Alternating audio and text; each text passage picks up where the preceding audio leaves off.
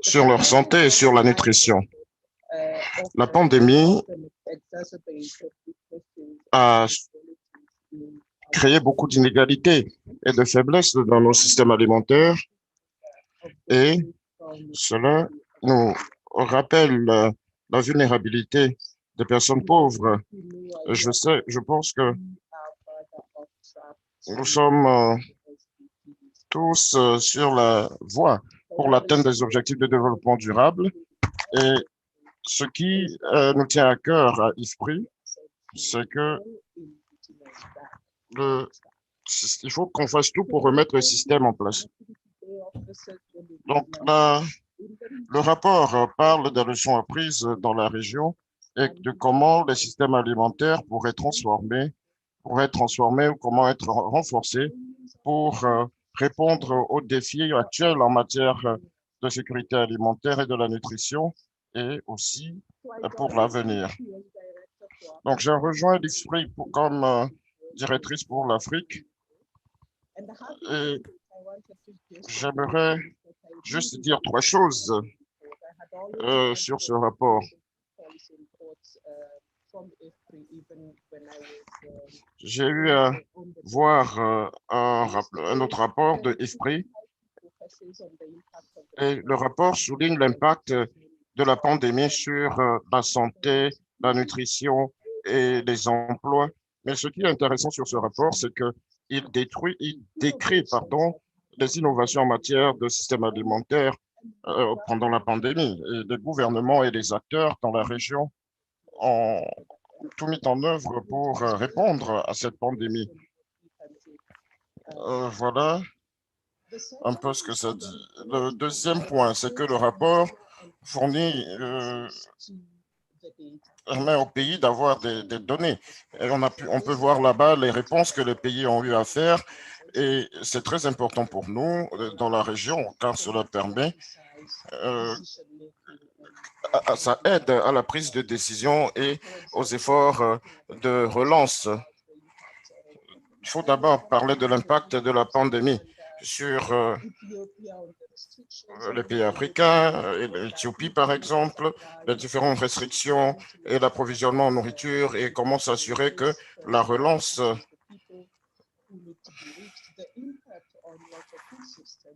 les réponses sur les systèmes alimentaires sont donc importantes. Donc, le rapport aussi fournit des données sur comment les différentes personnes ont été affectées par la pandémie et quel type de solution pourrait fonctionner. Et aussi pour les pauvres.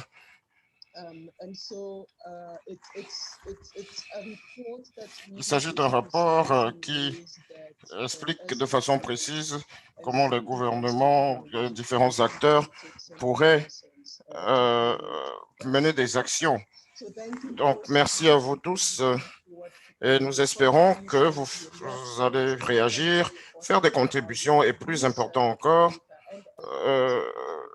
donner des données pour soutenir les plans au-delà de ce rapport. Charlotte, à toi la parole. Merci beaucoup. Il faut souligner le fait que ce rapport décrit les impacts de la COVID-19 sur les systèmes alimentaires de par le monde. Et cela nous donne aussi de l'espoir et aussi souligne des exemples de bonnes réponses dans cette crise. Je vais à présent donner un aperçu des résultats clés de ce rapport. Et nous allons commencer bientôt avec le directeur général de IFPRI et le directeur de CGIR. Ils jouent un rôle clé en soutenant ces programmes. Vous imaginez la difficulté de cette tâche. En 2020, ils ont travaillé 2020-2021 et nous allons essayer de tout faire pour avoir une réponse le plus tôt possible. Donc, je vous passe la parole, Joanne Sweeney.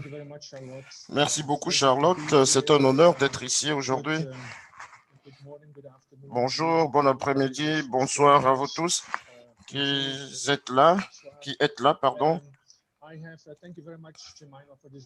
Merci beaucoup pour cette introduction de notre rapport. C'est intéressant c'est un rapport très intéressant. Et quand j'étais pas à l'IFPRI, j'ai déjà lu ce rapport et une fois au sein de l'IFPRI, nous sommes vraiment heureux de voir ce document parce que cela nous éclaire et c'est très important pour que nous développions notre travail en Afrique au cours des années à venir. Je vais partager mes idées. Il s'agit là d'un travail collégial avec d'autres collègues qui ont aussi contribué. Sam Benin aussi va faire sa présentation sur certaines idées sur l'Afrique. Prochaine diapo, s'il vous plaît. Je vais parler du contexte. Je serai spécifique sur ce que nous avons eu à faire. J'aimerais, à travers cette diapo, vous donner ou vous informer que IFPRI se développe depuis des années maintenant à travers les diverses ressources et il s'agit là des indicateurs que tout le monde pourrait utiliser. Ils sont disponibles au public. Et je vous encourage à parcourir ces données et aussi à voir tout ce qui est disponible en ligne. Prochaine diapo.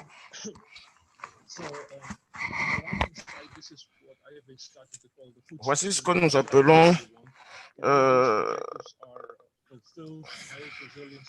la flore du système alimentaire et aussi ça prend en compte l'efficacité quand il s'agit de système alimentaire. Nous allons plus donner de détails sur tout ceci afin qu'on soit beaucoup plus spécifique sur nos objectifs. Nous avons beaucoup parlé du COVID dans ce rapport et nous avons pris une autre perspective à long terme. Et à gauche, voilà les données agrégées de la FAO et ceci nous montre qu'après des décennies, il y a eu beaucoup d'efforts en matière de réduction de la pauvreté de la faim depuis 2015. Prochaine diapo, il y a plusieurs raisons pour lesquelles les changements climatiques ont aussi un impact. Mais si vous voyez, la réduction de la croissance économique, c'est un point important qui est conflictuel sur les conflits qui ont joué un rôle important. Donc, si nous voyons au-delà de la faim, vous voyons que les données de la nutrition de 3 milliards de personnes, 2 millions de personnes par milliard de personnes sont confrontées à des déficiences en matière de micronutriments et aussi la malnutrition infantile. Prochaine diapo, s'il vous plaît. Au même moment, nous avons des problèmes sur la malnutrition, des données sur la malnutrition. Et il faut voir tout ceci au-delà des frontières et les changements climatiques ont un impact très important. Il y a une interaction entre le changement climatique et les systèmes alimentaires. Le changement climatique impacte notre capacité à produire les aliments car cela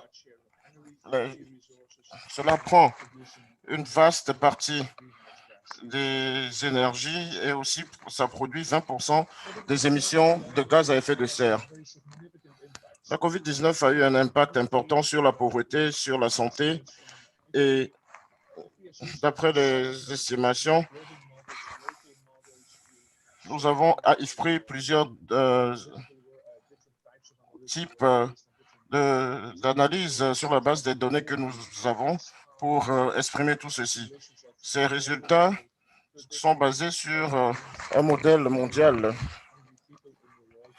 Il y a plus de 50 millions de personnes qui meurent de faim dans le monde et ces chiffres sont très consistants. L'impact sur la nutrition est aussi estimé et nous avons trouvé une différence importante à travers l'utilisation des fruits et des légumes et aussi la perte de calories. Prochaine diapo.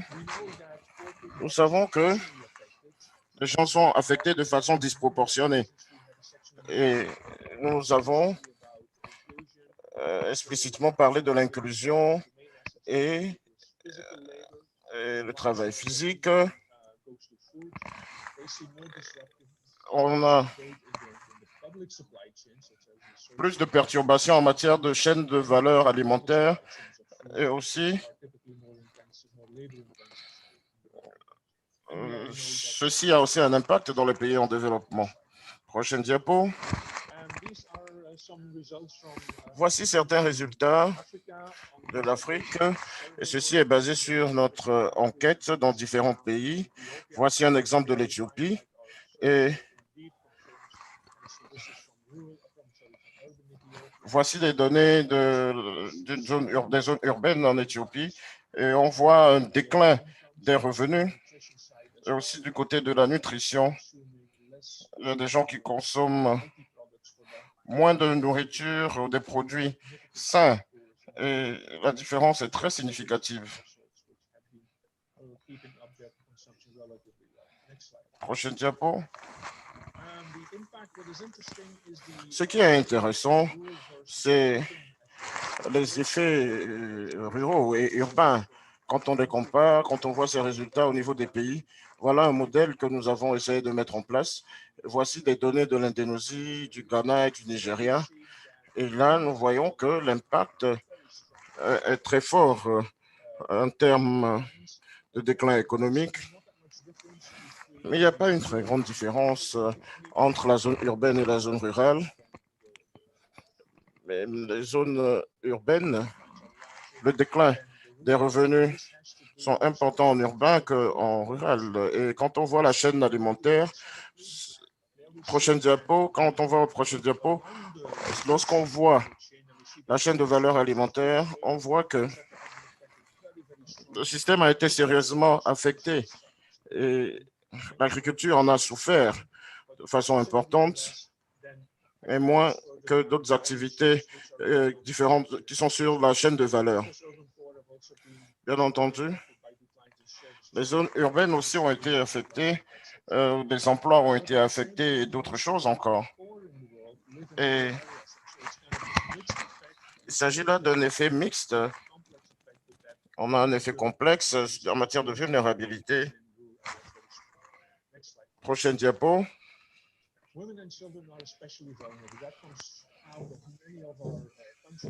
Les enfants et les femmes sont les plus vulnérables. On voit que les femmes et les hommes sont impactés de façon différente. Il y a aussi l'impact sur les enfants qui vont à l'école et aussi les générations à venir. On sait que c'est important de voir tout ceci dans une perspective à long terme. Par rapport aux enfants, il y a beaucoup de pertes et la malnutrition affecte les enfants. Prochaine diapo. Si vous voyez la chaîne d'approvisionnement, comme je le disais, beaucoup de secteurs ont été impactés. Voici des données de Myanmar. Et on voit ce qui affecte la sécurité alimentaire. Donc, les sources de revenus ont été sérieusement affectées et les gens se sont retrouvés en insécurité alimentaire. Et tout ceci a toute une incidence sur la chaîne de valeur. Il y a plusieurs chaînes de valeur de par le monde et il y a eu beaucoup d'innovations. Prochaine diapo. Aussi bien en termes de comment la chaîne de valeur est organisée. On a vu plusieurs images de comment les gens sont affectés différemment de par le monde et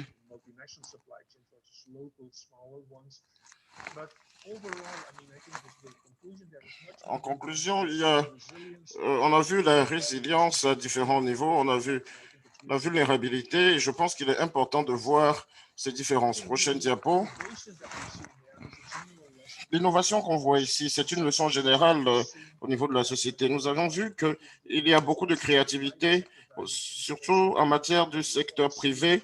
Il y a aussi des politiques publiques aussi et une extension importante en termes de filets sociaux de sécurité et comment mettre des programmes alimentaires au niveau des écoles et l'introduction de nouvelles technologies, etc. Je pense que c'est une leçon importante pour nous tous. L'innovation est très importante. Nous pensons à... il faut réfléchir en dehors de tout ça, au-delà de la transition, comment faire. 2021 est un moment important et on aura une opportunité de sommets mondiaux des Nations Unies. Et ici, on peut se concentrer davantage sur aussi bien le secteur public que privé et aussi voir le rôle que les ONG et autres peuvent jouer en utilisant ceci pour transformer le système alimentaire. Merci.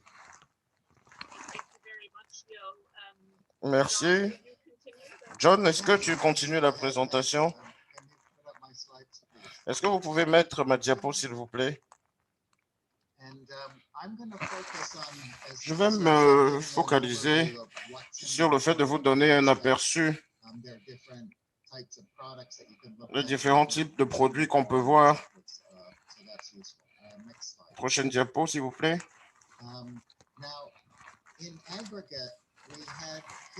Moi, nous avons des perturbations importantes sur la santé et sur l'économie. Ceci résume le taux de mortalité et la croissance du PIB, le déclin, par exemple, du PIB dans ce cas. Et il y a beaucoup d'optimisme pour 2021 sur la croissance du PIB et ceci est dû à la pandémie et c'est loin de tout ce qu'on voit de par le monde, y compris en Afrique. Et il y a une dynamique entre la santé et l'économie.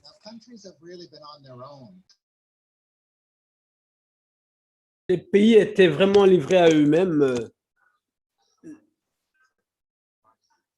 Donc, les instituts ont apporté un appui pour les premières réponses, mais chaque pays a pris ses propres décisions et c'est ce qui est important, c'est très important. Une chose que nous avons essayé de faire, c'est de considérer les réponses en matière de politique et nous avons trouvé que quand il y a de l'adaptabilité, quand il y a de la coordination et quand il y a une sorte d'attention à avoir la mise en œuvre de la politique, donc il y a plus de succès et c'est un thème récurrent en termes de réponse, de politique de réponse appliquée par les gens. Il y avait beaucoup de différences régionales dans les régions dans lesquelles nous sommes concentrés sur trois choses. Quel était le type de système alimentaire, quelle était l'aspiration en matière de système alimentaire avant la COVID, qu'est-ce qui a été changé pendant la COVID et est-ce que ce changement, est-ce que ça a changé le plan de transformation des systèmes alimentaires? On va aller voir en Afrique ce qu'on a vu. Diapo suivante. En termes de transformation de système alimentaire, traditionnellement, on se concentrait sur trois objectifs. Et c'est très cohérent en matière de système alimentaire, la santé, la durabilité, l'inclusion et l'efficacité. Ça reste la même chose, mais clairement, il y a beaucoup plus d'impact sur la résilience en raison de la COVID, on va en parler plus, mais aussi l'opportunité pour l'efficacité du rôle de le secteur privé. Et pour chacun de ces cinq objectifs, nous avons un chapitre et je vais y passer. En matière de nutrition, comme vous l'avez souligné, avant la pandémie, on a vu 3 milliards de personnes qui ne pouvaient pas avoir un régime convenable avant la pandémie. Maintenant, il y a une augmentation de 10% à peu près. Je vais montrer une diapo là-dessus et vous allez voir, il y a moins de légumes, moins de ce que les enfants ont besoin. C'est un souci important pour les pays en général, en termes de régime, en termes de transition en matière de régime, augmentation de l'obésité. Et on travaille beaucoup sur les normes de régime. c'est une partie cruciale. Diapo suivante. Quelque chose dans lequel on est en retard en matière, pour comprendre la crise, c'est la partie durabilité, les ressources en matière d'environnement, tout ça. Malgré ça, malgré qu'il y a des liens très forts avec la pandémie, les épidémies, je ne vais pas aller dans le détail, mais il y a deux types de réponses que nous promouvons dans ce chapitre. Un concerne l'intégration des ressources naturelles, dans le changement naturel dans la pensée sur le système alimentaire. Là, je pense que beaucoup de pays sont en retard. Et aussi penser à des approches multidirectionnelles, les institutions, le gouvernement, les politiques, les technologies, tout ça mis ensemble. Et ça fait une solution à plusieurs sources, plusieurs objectifs.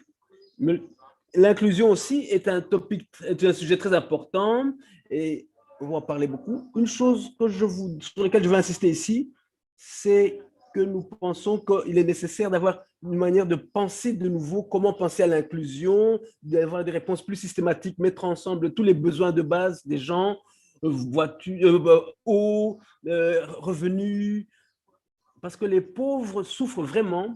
Et comment est-ce qu'on fait en sorte que ce soit plus systématique? Nous faisons les choses morceau par morceau et ça doit changer ça. On travaille par petits morceaux et ça doit changer.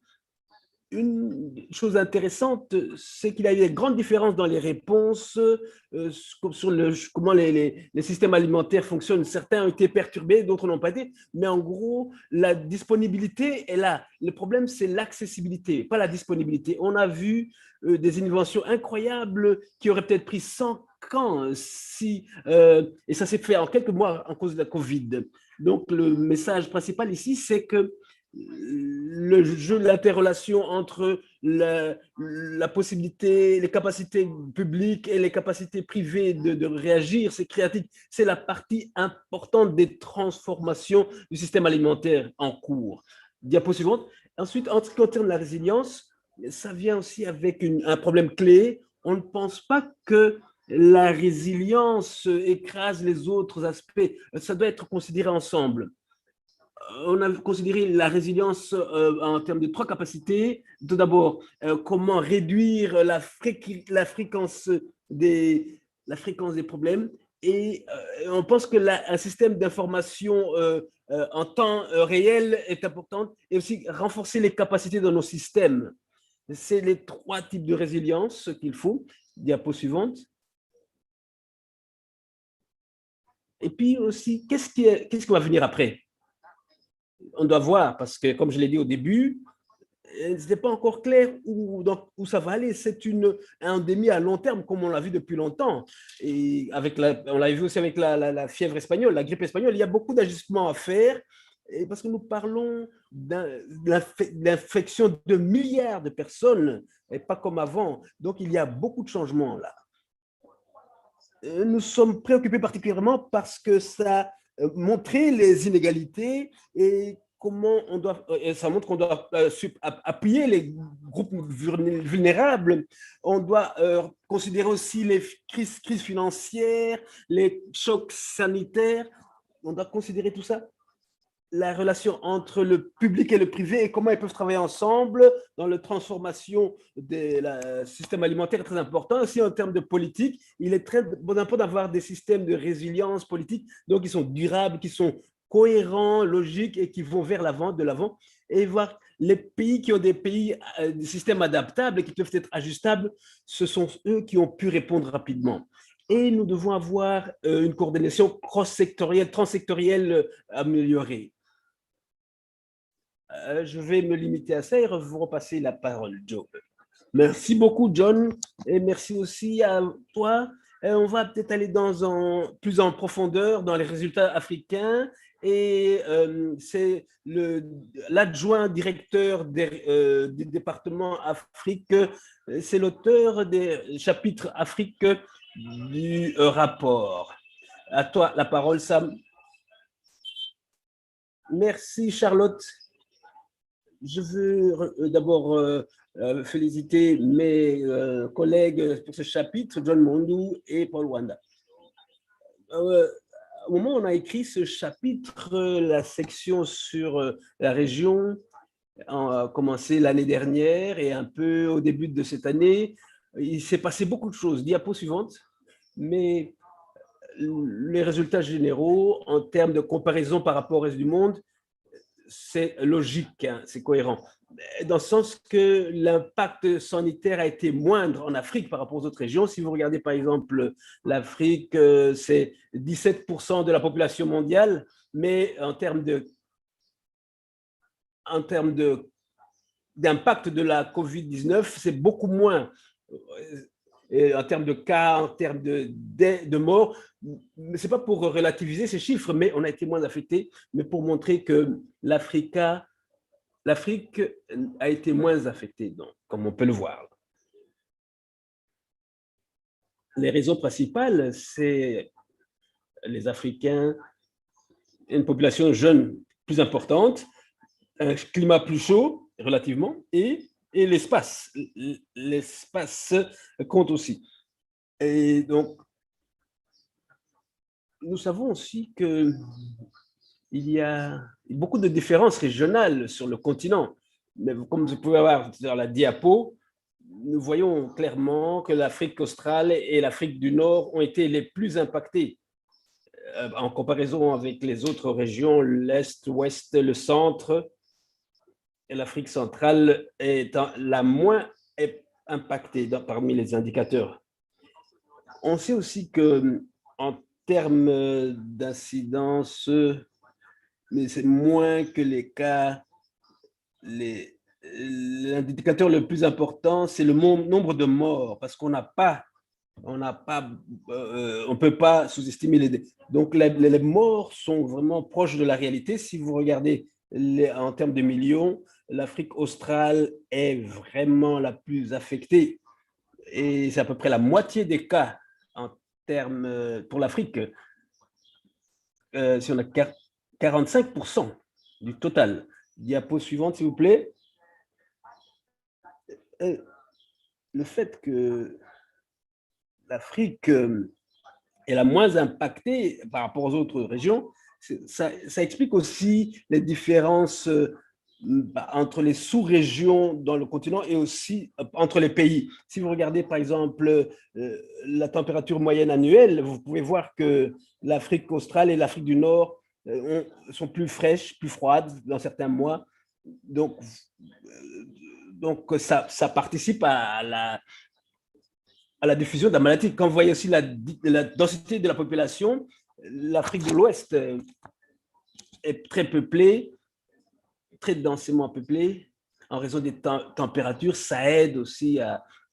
Et puis à droite, vous voyez la distribution en termes d'âge, donc la population au-dessus de 65 ans, et là vous voyez que même si l'Afrique en moyenne est à 3% de cette population, vous voyez que l'Afrique du Nord et l'Afrique australe contribuent à beaucoup plus, bien plus que 5%. Donc, tous ces facteurs aident à expliquer les différences là. Et en dernier lieu, ce dont je voulais aborder, c'est l'accès au reste du monde en termes de connectivité. Par exemple, l'Afrique australe, l'Afrique du Sud et l'Égypte sont deux pays ont à peu près 6 des 10 aéroports les plus importants en Afrique. Donc, c'est une question de connectivité à l'Europe et la connectivité à l'Asie. Donc, c'est très important. Donc, dans ces deux pays, donc ce n'est pas étonnant que c'est un facteur aussi. Donc, diapo suivante, s'il vous plaît. Jusqu'à la vaccination, en termes de vaccination, c'est que il y a des pratiques que nous connaissons tous, le masque, la distanciation, c'est très important. Et là, vous voyez comment l'Afrique est en retard par rapport au reste du monde. Mais essentiellement, vous voyez que si vous regardez les 3 premiers pays où l'incidence des morts est très importante, c'est l'Inde, le Brésil, les États-Unis. Et vous pouvez voir que le taux de vaccination est plus élevé aux États-Unis en comparaison avec l'Inde et le Brésil. Et en Afrique, on est à moins d'1%. ça vous montre que la pandémie mondiale n'est pas finie, surtout en termes de population à vacciner. L'Afrique a près de 2% des personnes vaccinées, 2% dans le monde. Et là, à droite, vous voyez que la grande différence par rapport aux autres pays, les autres ont plus de 1%, le Maroc 3%, et les Seychelles ont 60%, 16%, 60%, on n'entend pas très bien. Alors, si on voit l'impact socio-économique, ça vient de confinement, en ce qui concerne la chaîne d'approvisionnement. Donc, on en a déjà discuté. Joe et John en ont discuté déjà. Et nous pouvons voir comment ça a été impacté, les différentes parties du continent. Et là, nous savons que les politiques varient sur le continent en termes de pays où elles sont appliquées, au début et de la fin de la période de confinement, les secteurs du voyage, beaucoup de ça, ça a été après, on a levé ça après la première période de confinement. Nous savons que depuis que le cas continue, certaines de ces restrictions ont été diminuées, il y a eu des nuances, particulièrement en ce qui concerne les voyages. Donc, il y a les entreprises reprennent, les affaires reprennent, les heures de travail reprennent. Dans des pays comme en Tanzanie, qui étaient très lents dans cet aspect, par exemple, en bas, vous voyez à droite l'impact sur comment le produit national brut a été impacté et comment la productivité, la pauvreté a augmenté. Diapo suivante. En plus des appliques de confinement, beaucoup de gouvernements ont mis en place aussi des mesures de politique monétaire fiscale pour aider, pour diminuer l'impact socio-économique. Et il y a eu beaucoup de variations entre les pays, mais nous voyons surtout qu'il y a eu un appui sur la santé, et aussi d'autres santé qui ont été impactées, le tourisme, l'hôtel ont eu un appui, ainsi que d'autres secteurs. Et aussi, le gouvernement a fait des transferts aussi aux entreprises directes et indirectes, donc des transferts. Et aussi pour les ménages particulièrement, les ménages particulièrement vulnérables aussi, de manière très significative. Vous voyez que la protection sociale a été augmentée, a été quadruplée de 3% avant la pandémie jusqu'à 8% ou plus en juin. Ces politiques ont un coût en termes des dépenses du gouvernement et aussi les revenus, les recettes, donc en raison de ces mesures. En moyenne, pour l'Afrique, en tout, on a estimé ça à peu près 38 milliards de dollars, ce qui est à peu près... Donc, pour toute l'Afrique. Vous voyez à droite, le graphique vous montre certaines des différences entre les différents pays. La chose qu'il faut garder à l'esprit, c'est que certains des pays n'ont pas pu couvrir ces coûts. Il y a un risque pour les États dans le futur en termes fiscaux. Pour la suite, donc pour le futur, qu'est-ce que cela? On revient encore une fois à la vulnérabilité de l'Afrique. Déjà pour le changement climatique, il y avait la pandémie d'Ebola, les infestations de locustes, de sauterelles, de criquets pèlerins, et tout ça met l'Afrique menace l'Afrique. Et j'ai aussi parlé de la connectivité. La chose fondamentale pour l'approche de système alimentaire, en se basant sur la situation africaine, Et avec la démographie, l'urbanisation, les chaînes de valeur, nous voyons que tout ça, ça commence à un impact sur les différences subrégionales et différences entre les différents pays. Et il faut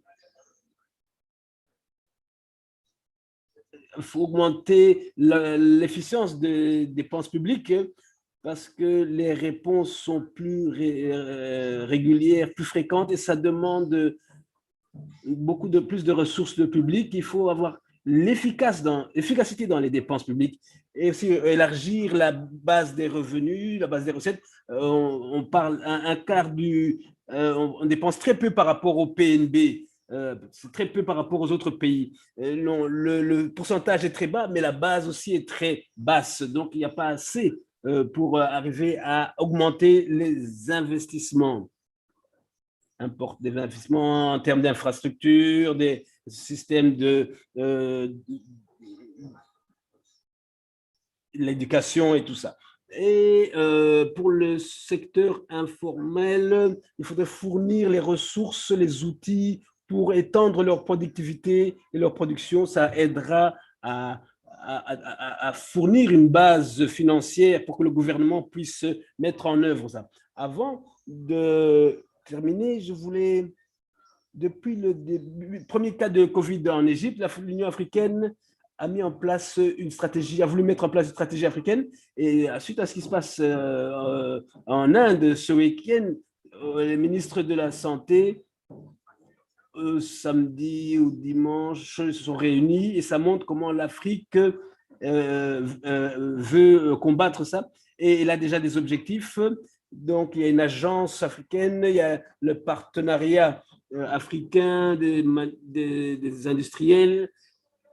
Et je terminerai ici. Donc, permettez-moi, je vous remercie. Merci beaucoup, Sam, pour cette mise à jour et avec vos remarques qui sont très importantes, étant donné l'impact sur l'Afrique et par rapport aux autres pays, comme vous avez dit, comme les États-Unis. Nous allons maintenant écouter des réponses par rapport au rapport de différents gouvernements dans la région. Et nous allons commencer par la présentation du Sénégal, où nous avons l'honneur d'avoir avec nous Youssef Mbalo.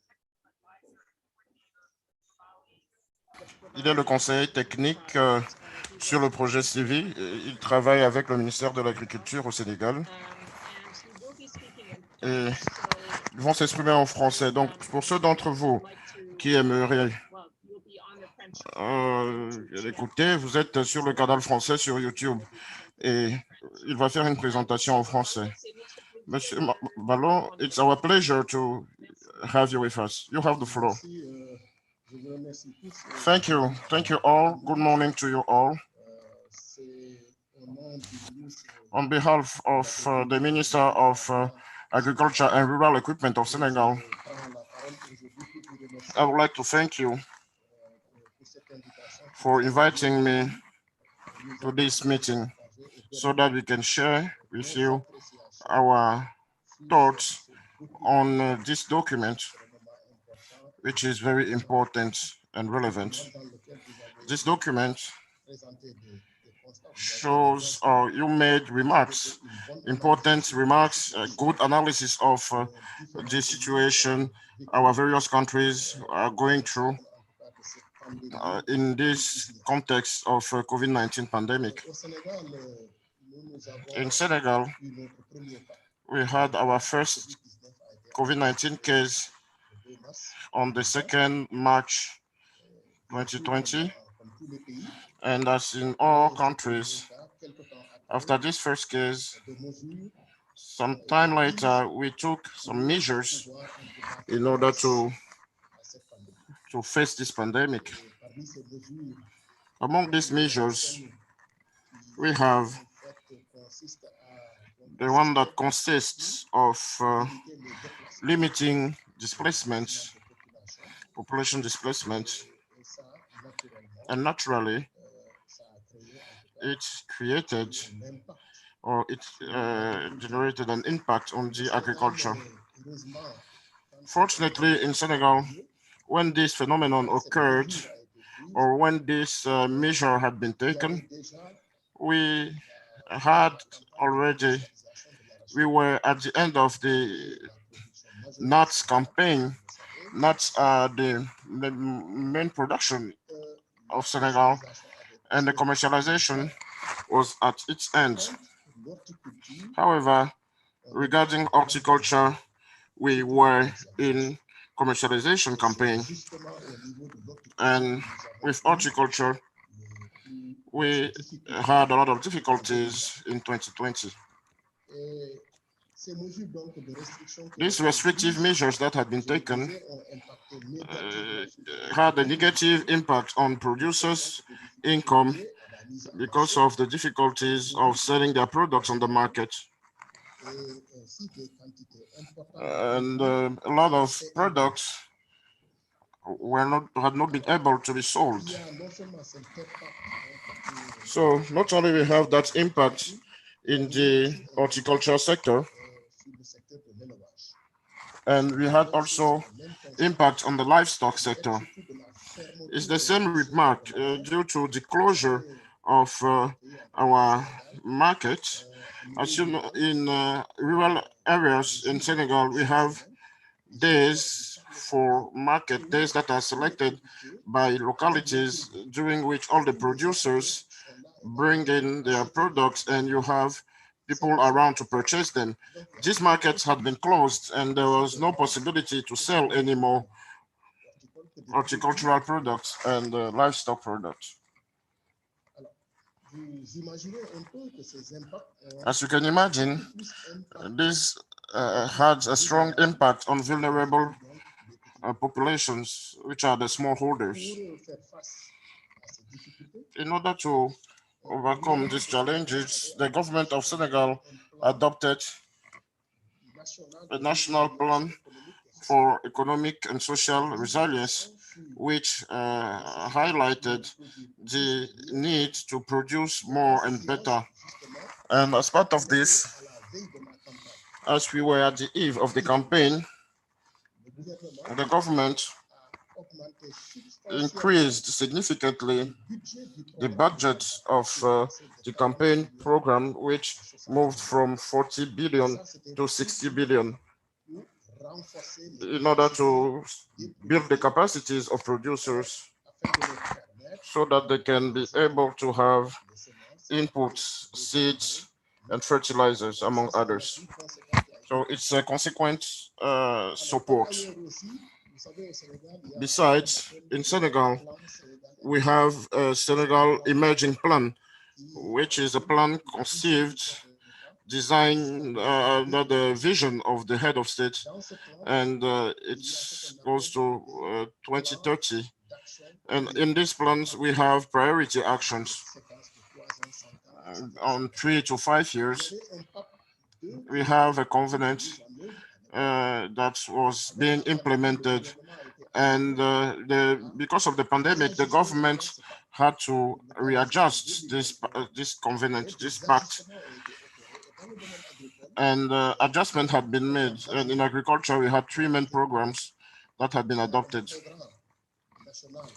We have the national program for rice self-sufficiency.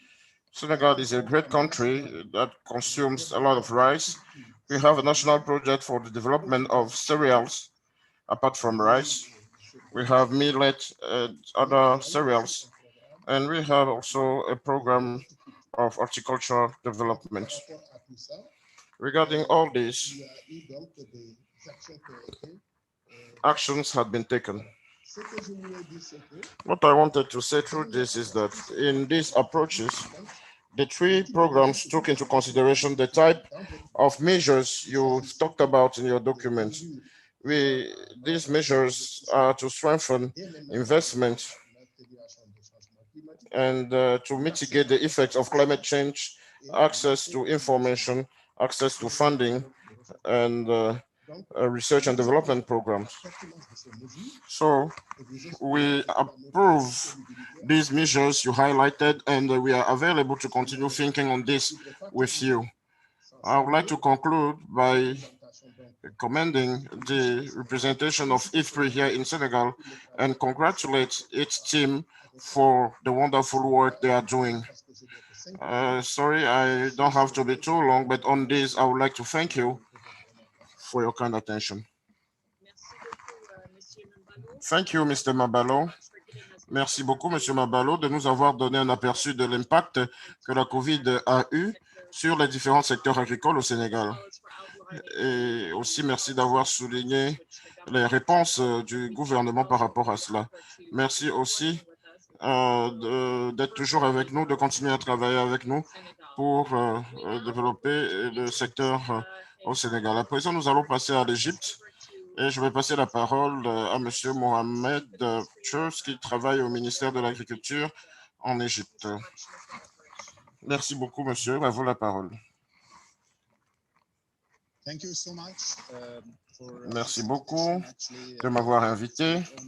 C'est un honneur d'être là à cette réunion. En fait, la COVID-19 a eu un fort impact, non seulement sur le secteur agricole, mais aussi sur tout le style de vie du monde entier.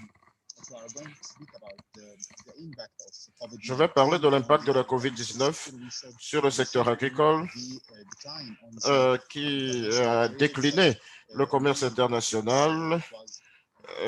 Beaucoup de documents disent qu'il y a un fort, moins 60% de déclin en matière de commerce international.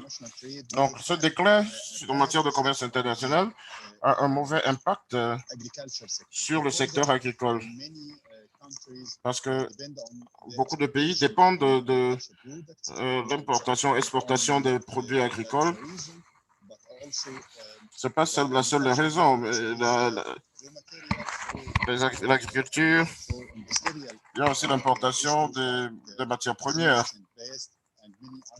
et d'autres produits qu'on utilise en matière agricole qui ont été impactés. Donc, la COVID-19 et le confinement dans les pays, dans la plupart des pays, donc, ont réduit les mouvements du commerce international et cela a eu un fort impact sur les petits exploitants. Non seulement les petits exploitants, mais tout le secteur en fait. Et les petits exploitants ont été les plus impactés au cours de cette pandémie. À cause du déclin du commerce international et des mouvements qui sont réduits,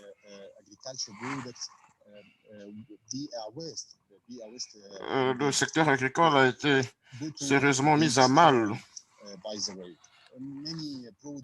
Beaucoup de produits comme le lait qui est très prisé, d'autres cultures ont été rapidement détruits.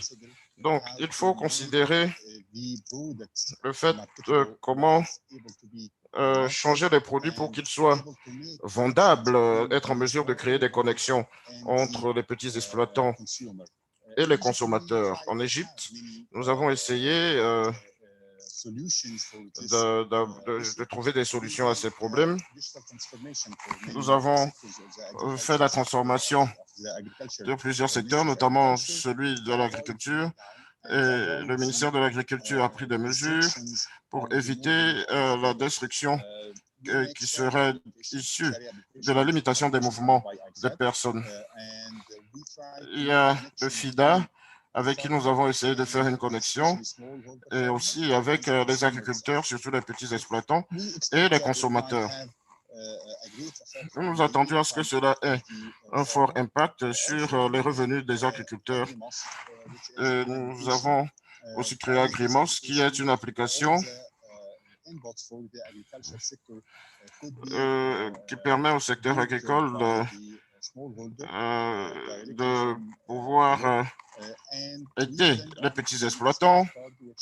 Et nous avons aussi une smart card qui contient des formats, et en Égypte, nous essayons de faire cette carte électronique. Nous avons essayé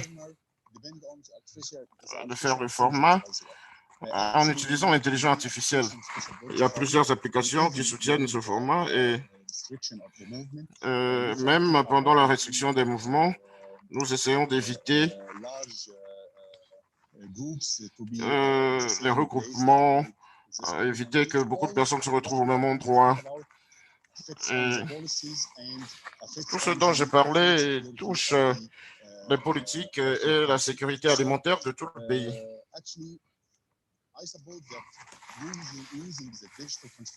Oui, je soutiens cette transformation digitale dans le secteur agricole et cela serait très important pour éviter, mitiger l'impact de la COVID-19. Il y a beaucoup d'efforts qui ont été faits en ce sens. Pour conclure, je vais parler de ce qui s'est passé en Égypte dans quelques minutes. Et il y a beaucoup de choses à dire par rapport aux efforts de l'Égypte, mais je vais respecter le temps qui m'est alloué. Je vais m'en arrêter là.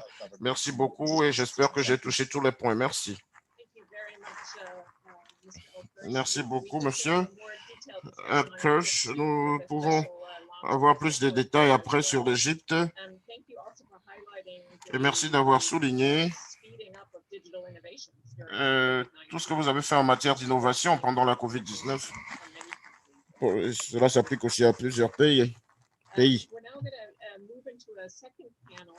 Nous passons au deuxième panel. Nous allons écouter une organisation très importante qui travaille sur le continent, un partenaire important de IFPRI. C'est avec plaisir que j'aimerais vous présenter Michael, qui est le directeur de l'agriculture, de l'agro-industrie, de la Banque africaine de développement. Merci d'être avec nous, Michael. Merci. C'est un plaisir pour nous de rejoindre cette réunion importante sur l'impact de la COVID-19 et les perturbations que cela a créées sur la sécurité alimentaire, la nutrition et la résilience. Comme on l'a vu dans les diapos présentés par Johan et John, nous avons vu que la COVID-19 a changé l'économie mondiale de 2020 à 2021. La plupart des personnes vivant dans la faim en Afrique a augmenté de 6 millions. Et au cours des 3 dernières années,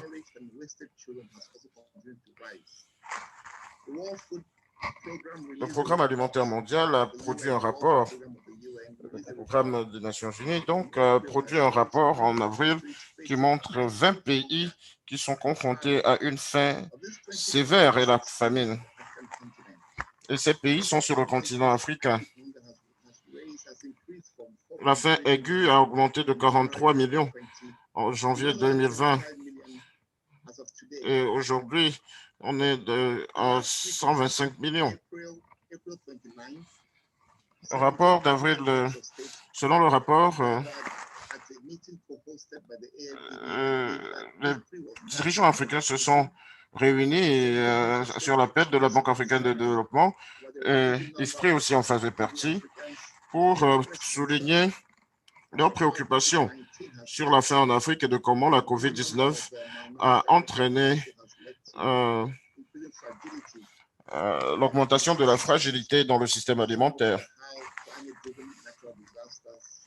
Cela montre comment aussi les catastrophes naturelles et autres ont eu un impact sur le continent africain. Ce n'est plus une question de l'Afrique qui fait quelque chose en matière d'agriculture, mais c'est une question de comment l'Afrique pourrait se reconstruire et être plus résiliente en la matière. Et comment l'Afrique gère cette pandémie et aussi gère le changement climatique et aussi les invasions des criquets pèlerins. Nous ne devons pas souffrir. Il y en a des enfants dont les avenirs sont compromis à cause de ce problème. Et lors de cette réunion, il a été décidé que des actions soient prises de façon urgente. La Banque africaine de développement, IFPRI et d'autres banques vont soutenir un projet.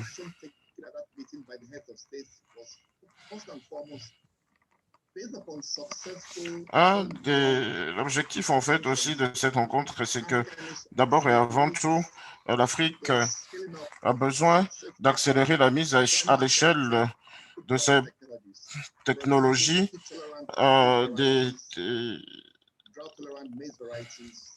d'adaptation au climat, les intrants agricoles et tout ça. Tout ceci doit être donné aux agriculteurs. Deuxième point, nous devons créer des politiques favorables pour attirer l'investissement étranger et assurer le fait de pouvoir répondre à travers les technologies. L'accès au marché est aussi important, donc on doit voir les infrastructures disponibles et s'assurer que la production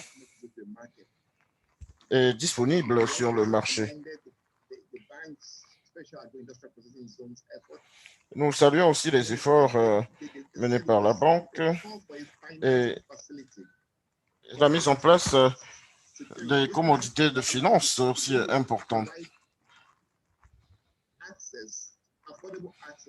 Et ceci nous permet d'avoir un accès abordable au pays et en matière de résilience climat et pour que les pays puissent travailler sur la résilience et que les pays puissent se relever après les perturbations qu'on a vues à cause de la COVID. Nous avons des produits comme les légumes, des œufs, les produits d'élevage de la volaille et aussi du poisson. Et ces mesures ont été prises au sein de la banque pour aider les agriculteurs et nous allons lancer bientôt ces programmes lors du sommet mondial des Nations Unies au cours de l'année. Donc, la Banque africaine de développement a promis de donner plus de 2 milliards de dollars pour accélérer la croissance et favoriser la sécurité alimentaire en Afrique. Je suis ici pour vous assurer que les pays africains peuvent se fixer des objectifs au niveau de leur pays. Et ils peuvent aussi assembler les partenaires, aussi bien au niveau national qu'international, le secteur privé, la société civile, et avoir une feuille de route en matière de technologie alimentaire. Et à travers cette feuille de route, il faut s'assurer que la redevabilité ou la reddition de comptes soit un mot-clé. Nous avons vu les pays comme l'Éthiopie et le Soudan du Sud ont mis à l'échelle la production de variétés de maïs. Et ces productions ont aidé le Soudan à augmenter ses profits de 400 000 tonnes métriques à plus de 1 million de tonnes métriques.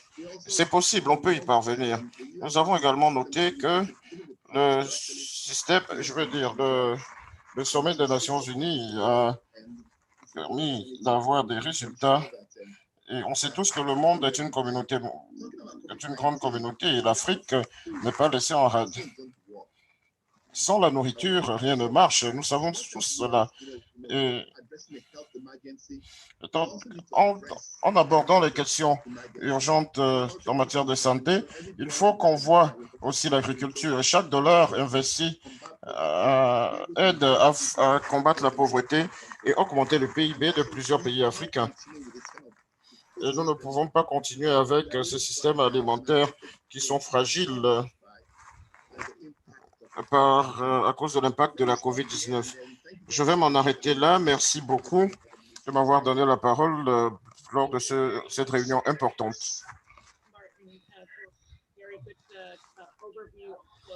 Merci beaucoup de nous avoir donné un aperçu de ce qui se passe avec la Banque africaine de développement. Je vais à présent me retourner vers Chris Nicoy, qui est conseiller régional en Afrique de l'Ouest du Programme alimentaire mondial. Merci. Merci beaucoup de m'avoir invité.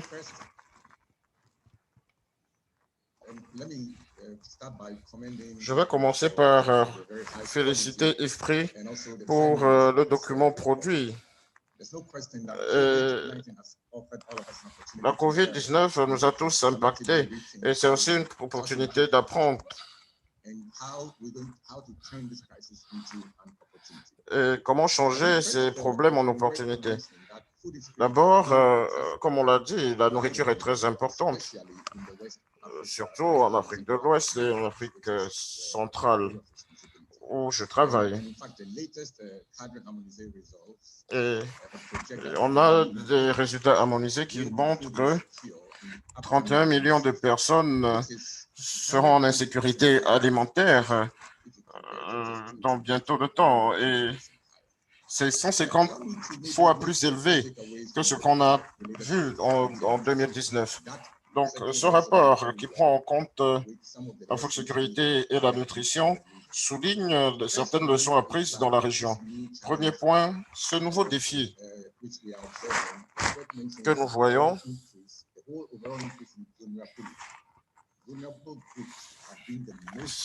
la vulnérabilité. Les populations vulnérables ont été les plus impactées, affectées. Il y a une forte augmentation en matière de prix sur les produits et un faible revenu pour eux. Et même les gens dans les zones urbaines ont été tellement affectés. Je pense aux pays comme la Sierra Leone et le Libéria, par exemple, qui ont été sérieusement affectés par cette situation. Il y a des recommandations qu'on pourrait faire. Une, c'est de renforcer la résilience et la préparation au choc en investissant dans les systèmes d'alerte précoce. Et c'est très important. C'est ce qui a capturé mon attention sur le rapport. Donc, vous en avez parlé dans le chapitre 4 en matière de ressources. On doit vraiment appuyer les petites et les moyennes entreprises locales en termes d'investissement, mais aussi il faut créer un environnement pour les affaires favorable et la chaîne d'approvisionnement doit être plus inclusive avec les petits exploitants et c'est bien mis dans le rapport. Et aussi la nécessaire de développer ces réseaux de sécurité protection sociale, il faut les appuyer, augmenter l'accessibilité des régimes alimentaires, aussi la question de genre, et c'est bien présent dans le rapport. Et aussi la nécessité d'investir dans la production de preuves pour appuyer les directions de politique, les efforts aussi en matière de politique, et aussi c'est bien dans le rapport. Les actions on a besoin d'actions, mais on doit aussi penser aux contraintes importantes, principales. Ça demande plus d'efficacité dans la coordination, y compris le fait qu'il y a une sorte, l'espace est limité et l'espace physique, et on doit aussi identifier les causes principales de la malnutrition en matière de conflits, de climat, d'environnement, et ce sont parmi des raisons, des raisons de l'insécurité alimentaire. Alors, rapidement, que fait le PAM pour appuyer les systèmes alimentaires pour qu'ils récupèrent du Covid-19? La réelle transformation doit avoir lieu dans les pays, dans les communautés, au travers d'investissements, de politiques et d'actions. Mais grâce à notre travail étendu dans la distribution d'alimentation, on appuie les systèmes alimentaires au niveau local en travaillant avec toutes les parties prenantes.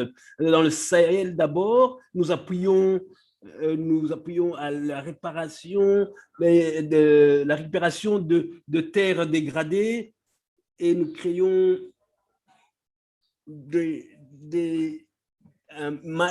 une gestion communautaire de ces ressources Et depuis 2018, on a contribué, on a appuyé les communautés à réhabiliter, à ramener dans la production quelque chose comme 70 000 hectares de terre. On a essayé d'utiliser nos capacités d'achat pour appuyer les petits exploitants, les petites et moyennes entreprises pour renforcer leurs capacités. Et à ce sujet, à ce stade, en 2020, nous avons acheté localement et dans la région quelque chose comme 133 millions de dollars en alimentation, en nourriture, rien qu'en 2020.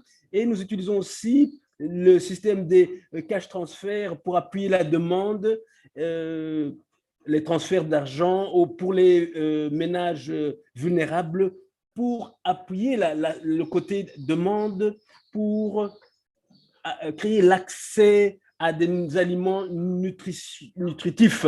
Et nous travaillons aussi avec des institutions telles que le i5, de la banque d'investissement, comment intégrer des approches de systèmes alimentaires dans la planification de la transformation des aliments. Et nous voulons aligner nos investissements par rapport aux politiques régionales des gouvernements pour ajouter l'efficacité à la gestion en deux domaines. Donc, la production de preuves et aussi créer un environnement pour la préparation au choc et à la réduction de l'impact du changement climatique. Je voulais dire que ce rapport est tout à fait et arrive à temps. Je vous remercie au bon moment. Il arrive au bon moment. Je vous remercie, madame. Merci beaucoup, monsieur. Merci de nous avoir dit ce que la PAM fait en Afrique de l'Ouest pour gérer cette situation difficile. Maintenant, on arrive à la session des questions et réponses et vous êtes invité encore une fois à soumettre vos questions dans la boîte de discussion. Et je pense que nous allons commencer par la question sur les toxines. Vous avez parlé de John, du fait que nous n'avons pas terminé avec cette pandémie qui est vraiment une pandémie à long terme. Est-ce que vous pouvez donner un aperçu de comment vous voyez la vaccination, le rôle de la vaccination dans les différentes parties du monde? Et peut-être qu'après ça, on pourra demander à Sam de nous emmener un peu plus dans les détails sur l'impact sanitaire. Donc, l'impact sanitaire était moindre en Afrique que par rapport aux autres régions. Comment est-ce que vous voyez le futur, l'avenir, en particulier concernant le taux de vaccination? Si le taux de vaccination augmente en Afrique, John d'abord, donc un aperçu global sur la vaccination. John, je pense que mondialement, au niveau mondial, s'il y a la vaccination lente en raison les variantes sont de plus en plus importantes en raison du nombre de gens. Par exemple, dans la pandémie d'Ebola en Afrique de l'Ouest, il y a 4 ou 5 ans, c'était large, mais ce n'était pas des milliards de gens et le monde entier, non. Les variantes sont plus importantes maintenant qu'elles sont d'habitude. Donc, la vaccination lente montre qu'il va y avoir des changements. Ce n'est pas comme si le virus était intelligent. Il ne fait que bouger, aller dans les sens où il peut. Et c'est pour ça que les variantes deviennent importantes. Mais si c'est limité dans le temps, il y a moins de problèmes. Ça, c'est un problème mondial et c'est pourquoi il est important que les vaccins soient distribués au niveau mondial. Je vais maintenant passer la parole à Sam pour nous parler un peu plus de l'Afrique. Merci Georges, merci. C'était un des points principaux qui a été discuté ce week-end. Nous avons vu que l'Afrique est très en retard dans ce domaine. Et comme ça a été dit, en raison de ces nouveaux variantes, avec le vaccin, même avec les vaccins qui arrivent en Afrique, ils ne seront peut-être pas suffisamment efficaces par rapport aux nouveaux variantes. Et une des choses dont on a discuté, c'est de continuer à faire ce qu'on ce qu'on connaît le mieux. Donc, c'est analyser les différentes approches dans les différents pays, et j'en ai déjà parlé, et j'ai montré certaines des statistiques en termes de densité de population, de température moins élevée, température plus fraîche, de connectivité avec le reste du monde. Donc, ça veut dire que comment nous voyons les recommandations en termes de distanciation, de masques, tout ça, c'est toujours très important. Masque, se laver les mains, ce sont les outils encore les plus efficaces que nous connaissons. Et en attendant des vaccins spécifiques, précis, ça veut dire que les différentes régions, les différents pays doivent utiliser la science sur l'incidence du virus pour continuer avec les restrictions en place. Nous avons aussi appris que les mesures initiales n'ont pas bien fonctionné. Il y a eu des émeutes, il y a eu des manifestations. Dans les zones rurales, il y a beaucoup d'espace, la distanciation est moins importante. Donc, dans les villes, les villes sont les plus denses. C'est là, l'âge de la population aussi est plus important. Et en attendant les vaccins, on ne doit pas abandonner les outils que nous connaissons bien, que nous maîtrisons bien. Le ministre de l'Égypte a déjà parlé de certaines il y a beaucoup d'outils qui sont utilisés au niveau continental en termes de traçage, de surveillance et aussi en matière de séquençage de ce nouveau virus. Tout ça doit fonctionner. Merci. Alors, Charlotte, rapidement, la distribution, la production, nous n'avons pas de problème de sens. Ce sont des vaccins vraiment remarquables qui ont été faits très rapidement. Nous, on doit être très optimistes en matière d'outils de la science. On doit investir mondialement. Merci, John, pour cette... Sam aussi.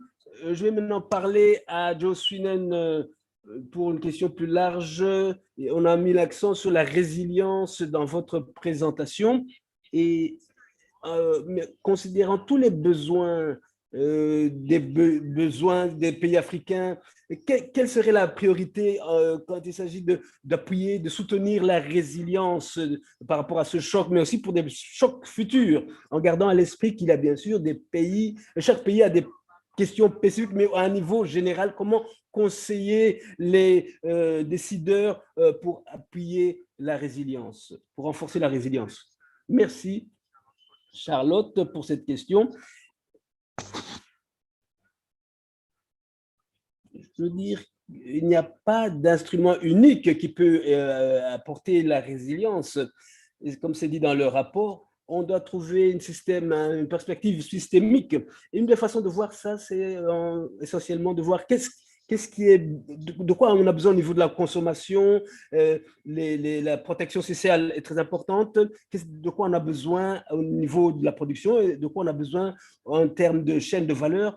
Et bien sûr, les systèmes font partie des systèmes environnants, comment pour la nutrition et l'impact environnemental. Mais je pense que ce qui est important, c'est qu'il y a une interaction très forte entre la résilience et l'inclusion, vous voyez. Et nous avons vu une des choses à grosse part au lancement du rapport sur la crise alimentaire. Tout le monde a insisté sur le fait que ce qu'on voit avec la COVID, c'est ça renforce les problèmes d'inégalité, de pauvreté. Et si vous voulez gérer ça avec la résilience, vous devez gérer structurellement la pauvreté. Ça veut dire qu'un nombre de mesures que nous prenons, ils sont dans le rapport, par exemple la sécurité alimentaire ou la sécurité sociale, les réseaux de sécurité sociale sont des exemples, parce qu'en faisant ça, vous gérez en même temps le problème de résilience au niveau de la consommation et aussi la question de pauvreté, les inégalités. Il y a d'autres choses aussi sur la chaîne de valeur, l'accès à la technologie numérique, accès à la finance. ce sont vraiment, c'est très important sur le côté production, les liquidités, et c'est très important aussi. Les nouvelles technologies vont permettre beaucoup de choses que nous pouvons faire aussi bien en anticipation des chocs et en réaction à ces chocs, etc. Et c'est très important quand nous introduisons ces mesures de résilience, il faut s'assurer que vous ne créez pas plus d'inégalités, vous assurer que les petits les producteurs sont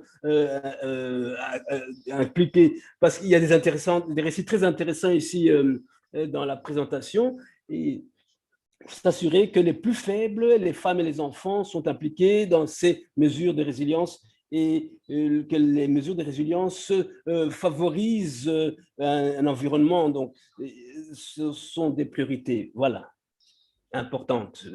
On a une question directe pour Martin de la banque de la BAD. La question est, des investissements massifs sont nécessaires pour changer le système alimentaire. Est-ce que ça peut être financé dans un temps raisonnable? Quelles sont les autres manières de pouvoir assurer ces investissements? Martin, peut-être c'est quelque chose que tu en as peut-être déjà parlé dans vos récentes réunions, je suppose. Merci beaucoup. En fait, dans mes réunions récentes, on a démontré qu'il fallait quelque chose comme 30 à 40 milliards de dollars, millions de dollars pour changer le système alimentaire en Afrique. Donc là, les gouverneurs, 19 milliards par le gouvernement, et peut-être un peu plus, et par les gouvernements, et la BAD et le secteur privé apporterait le reste. Quelque chose qui a été clairement montré, c'est l'environnement des politiques doit tirer les investissements. Il faut créer un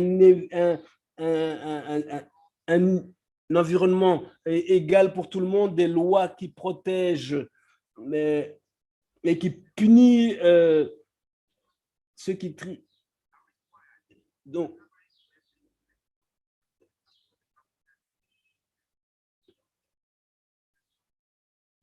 et si la zone de libre-échange continentale est très importante, les tarifs et les difficultés de traverser les frontières, ça décourage les entrepreneurs, les affaires. On doit attirer le secteur privé pour les investissements avec une réforme des politiques et aussi un environnement réglementaire meilleur. Et d'un autre côté, la BAD, les partenaires de développement doivent mieux coordonner leurs efforts. Je sais que c'est très bien que certains pays ont montré beaucoup de réussite, comme l'Éthiopie, le Sénégal, le Kenya aussi, la Zambie. Il y a des progrès là en ce qui concerne les indices de sécurité alimentaire en matière de production, l'accessibilité des produits.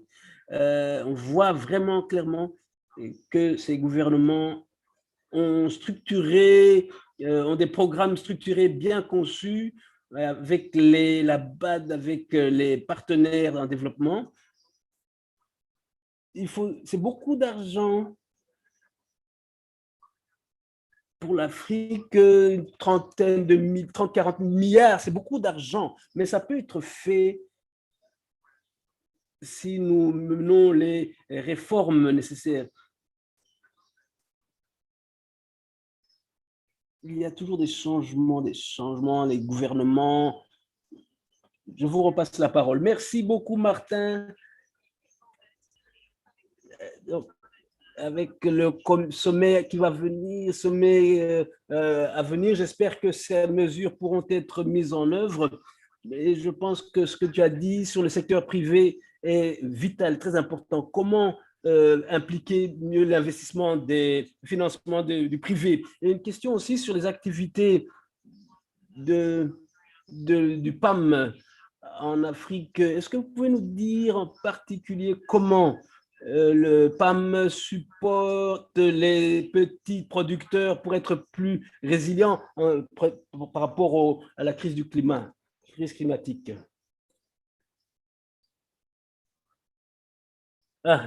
Merci beaucoup. pour la question.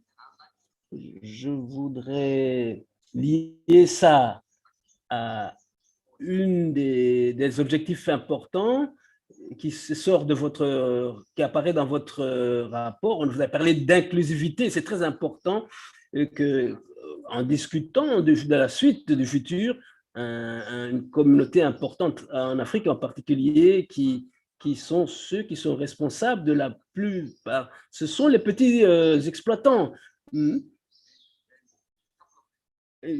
Quelque chose, Josué en a parlé. Si vous considérez le système alimentaire au niveau de la production, l'agrégation, la transformation, distribution, consommation, et vous avez une roue comme ça. Chacun des 5 facteurs, il y a des défis, des difficultés à chacun de ces aspects. Et je peux en lister quelques-uns pour chacun de ces aspects. Et quand nous essayons, ce que nous essayons de faire, c'est d'essayer de, comme dans le cadre d'un système alimentaire efficace, c'est de gérer certains de ces, de réduire ces difficultés pour les petits exploitants. Le climat est une des difficultés. Alors, on peut réduire ça avec une meilleure gestion de l'eau, récolte de l'eau, des plans pour collecter l'eau, et aussi la meilleure façon de gérer l'eau. J'ai vu dans un rapport de la BAD il y a quelques années que j'ai gardé, que ça m'est resté à l'esprit, parce que si vous regardez le temps que les femmes passent à marcher pour aller chercher l'eau, vous voyez, ça équivaut au total du temps de travail en France. Tout ce qui peut réduire ça, si vous réduisez ça d'un tiers ou encore plus, vous déclenchez un potentiel, des capacités pour les femmes qui sont impliquées dans ces corvées. Donc, l'amélioration de ça, c'est une chose. Maintenant, si vous prenez un petit exploitant qui est dans ce contexte, notre problème, c'est le système de la sécheresse. Promouvoir l'utilisation de céréales locales plutôt que d'avoir des longues chaînes d'approvisionnement. On a un bon exemple en Afrique de l'Ouest pour le fognon, et ça doit être encouragé. Une autre chose, c'est toute la question de la gestion du risque, que ce soit l'assurance, faire en sorte que ce soit disponible pour les petits exploitants en Afrique de l'Ouest. Par exemple, on a un programme où on a 12 000 petits exploitants agricoles au Sénégal ou sur la question d'eau.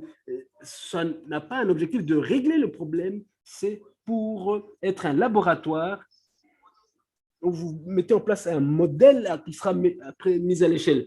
En Zambie, par exemple, pour aller dans une autre partie de l'Afrique, où le modèle, on prend un modèle pour réduire les risques.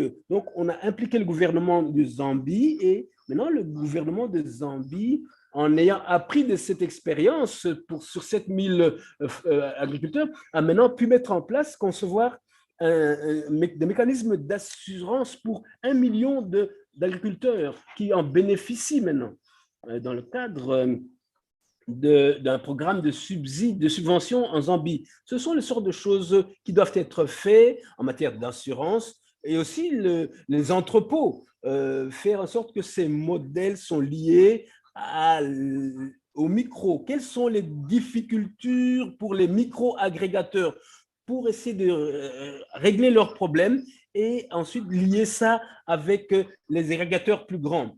Quels sont les problèmes de transformation dans la chaîne d'approvisionnement, la qualité? On doit essayer de régler ça.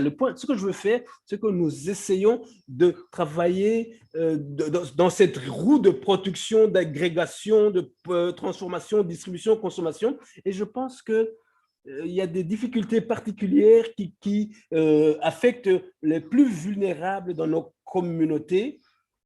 Il faut identifier ces problèmes et travailler. Pas le PAM seul, mais aussi avec les partenaires et amener ces questions et impliquer d'autres entités qui sont plus à l'aise. Et on crée à ce moment-là un écosystème d'inclusivité Et c'est une des choses que j'ai aimé dans votre rapport pour avoir un bon système alimentaire. Je vais me limiter à ça. Et pour question de temps. Fantastique, merci beaucoup. C'est une très bonne démonstration de ce que le PAM fait que simplement apporter de la nourriture. Vous avez parlé de l'impact sur les différents aspects dans les pays que vous servez. Alors, on est pratiquement au bout. C'était vraiment une discussion excellente. J'ai parlé à mon collègue Michael qui va essayer de résumer tout ça et nous donner des idées finales sur la suite. Je te passe la parole, Jemima. Merci beaucoup. Charlotte, je pense que c'est une de ces discussions qu'on ne veut pas terminer. Vraiment, il y a des contributions très intéressantes. Je voudrais vraiment remercier tous les orateurs du PAM, de l'ABAD, de Mohamed, d'avoir participé dans cette réunion, à l'IFPRI aussi, les orateurs de l'IFPRI qui ont fait un travail fantastique pour résumer ce qui est un rapport très riche. Une des choses que vous avez tous dit qui m'a vraiment touché, c'est que c'est un moment de transformation dans l'histoire des systèmes. On voit des innovations. Les innovations sont accélérées à un rythme plus important que jamais. Et je pense que c'est une occasion très bien d'accélérer, de mettre les choses à l'échelle, ces innovations, et de les mettre en pratique de façon qui ont été décrites par Christ. On doit considérer tout le système alimentaire et déclencher certaines de ses capacités, particulièrement pour les plus vulnérables, les femmes et les enfants, et aussi pour les petits exploitants. Et je pense que ce qui c'est bien, c'est l'organisation régionale de l'Afrique, de l'Union africaine, qui sont vraiment montés, mis au niveau pour appuyer les pays, appuyer ceux qui dépendent des systèmes alimentaires. Mais ce que j'entends, il y a quelque chose dont on doit être sûr qu'elles sont en place. Une, c'est les investissements dans la bonne place. Je sais que beaucoup a été fait, il y a beaucoup de chiffres, mais ces chiffres ne sont rien si on ne s'assure pas que ça va dans les bons investissements qui ont le plus d'impact sur les systèmes alimentaires. Comment est-ce qu'on peut maintenant faire de mieux prioriser les innovations, que ce soit des innovations institutionnelles, sociales, ou qu'elles affectent, et qu'elles soient mises en place de manière efficace et qu'elles soient inclusives aussi. Deuxième chose aussi, c'est le partenariat, et je suis très contente que certains des partenaires qui sont ici, qui travaillent dans la région, il y a un partenariat avec le PAM en termes de résilience, mais aussi en termes de prioriser les innovations, les réduire. Donc, je pense que c'est quelque chose qu'il faudra accélérer et on doit être plus stratégique dans la coordination de l'appui au gouvernement si nous allons vraiment renforcer ça. Donc, ces mécanismes de financement sont une innovation très importante. Mais on doit avoir des partenariats avec les bons partenaires, avoir les bons outils, et donc aider les gouvernements à prioriser. Ça va être très pratique. Et pour respecter le temps, je vais me limiter à ça. Je vous remercie tous beaucoup d'avoir participé à ça et nous sommes impatients. Ce rapport, c'est juste une première étape et en termes d'utiliser les différences et pour appuyer efficacement, utilement les gouvernements, mais pour les aider à mieux récupérer après la pandémie. Merci beaucoup à tous pour avoir été avec nous. Merci Jemima, merci de ma part aussi pour tout le monde pour avoir participé à la réunion, et merci beaucoup à l'équipe de gestion de l'IFPRI. Et merci à tous nos orateurs. Ayez une bonne fin de journée et une bonne soirée. Au revoir. Merci.